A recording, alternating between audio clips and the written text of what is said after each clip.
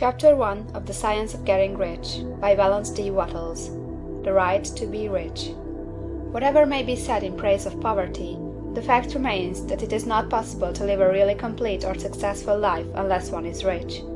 No man can rise to his greatest possible height in talent or soul development unless he has plenty of money.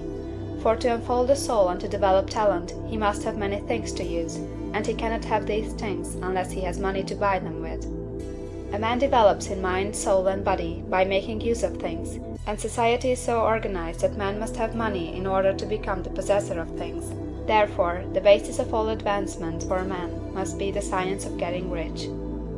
The object of all life is development, and everything that lives has an inalienable right to all the development it is capable of attaining.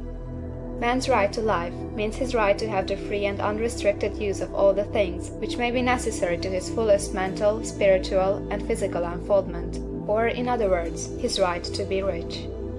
In this book, I shall not speak of riches in a figurative way.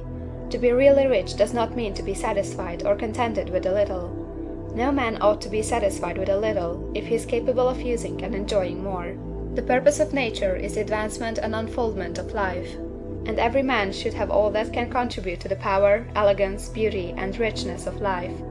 To be content with less is sinful. The man who owns all he wants for the living of all the life he is capable of living is rich, and no man who has not plenty of money can have all he wants. Life has advanced so far, and become so complex, that even the most ordinary man or woman requires a great amount of wealth in order to live in a manner that even approaches completeness. Every person naturally wants to become all that they are capable of becoming. This desire to realize innate possibilities is inherent in human nature.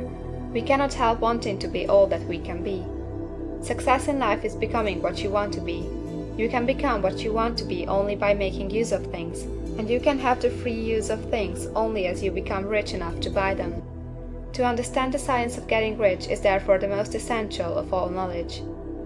There is nothing wrong in wanting to get rich. The desire for riches is really the desire for a richer, fuller, and more abundant life, and that desire is praiseworthy. The man who does not desire to live more abundantly is abnormal, and so the man who does not desire to have money enough to buy all he wants is abnormal. There are three motives for which we live. We live for the body, we live for the mind, we live for the soul. No one of these is better or holier than the other. All are alike desirable, and no one of the three, body, mind, or soul, can live fully if either of the others is cut short of full life and expression. It is not right or noble to live only for the soul and deny mind or body, and it is wrong to live for the intellect and deny body or soul. We are all acquainted with the loathsome consequences of living for the body and denying both mind and soul, and we can see that real life means the complete expression of all that man can give forth through body, mind, and soul. Whatever he can say, no man can be really happy or satisfied unless his body is living fully in every function, and unless the same is true for his mind and his soul. Wherever there is unexpressed possibility, or function not performed, there is unsatisfied desire. Desire is possibility seeking expression, or function seeking performance. Man cannot live fully in body without good food, comfortable clothing, and warm shelter, and without freedom from excessive toil. Rest and recreation are also necessary for his physical life. He cannot live fully in mind without books and time to study them, without opportunity to travel and observation, or without intellectual companionship. To live fully in mind, he must have intellectual recreations, and must surround himself with all the objects of art and beauty he is capable of using and appreciating. To live fully in soul, man must have love, and love is denied expression by poverty. A man's highest happiness is found in the bestowal of benefits on those he loves. Love finds its most natural and spontaneous expression in giving. The man who has nothing to give cannot fill his place as a husband or father, as a citizen, or as a man. It is in the use of material things that a man finds full life for his body, develops his mind, and unfolds his soul. It is therefore of supreme importance to him that he should be rich.